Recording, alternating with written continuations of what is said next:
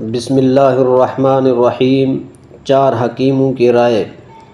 ہارون رشید رحمۃ اللہ علیہ نے ایک مرتبہ چار ماہر حکیموں کو جمع کیا، ایک ہندی، دوسرا رومی، تیسرا عراقی، چوتھا سوادی یعنی سوات کا رہنے والا، اور ان چاروں سے پوچھا کوئی ایسی دوا بتاؤ جو کسی چیز کو نقصان نہ کرتی ہو۔ ہندی نے کہا میرے خیال میں ایسی دوا جو کسی چیز کو نقصان نہیں کرتی اب لیلج اسود یعنی حلیلہ سیاہ ہے۔ عراقی نے کہا میرے خیال میں حب الرشاد الابیض جس کو فارسی میں تخم سپندان اور ہندی میں بالون کہتے ہیں۔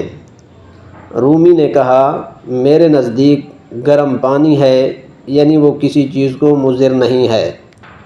سوادی نے کہا کہ یہ سب غلط ہے، حلیلہ معدہ کو رونتا یعنی معدہ میں مروڑ پیدا کرتا ہے اور یہ بیماری ہے۔ حب الرشاد معدہ میں پھسلن پیدا کرتا ہے اور گرم پانی معدے کو ڈھیلا کرتا ہے۔ ان سب طبیبوں نے کہا پھر تم بتاؤ ایسی کیا دوا ہے جو کسی کو نقصان نہیں کرتی۔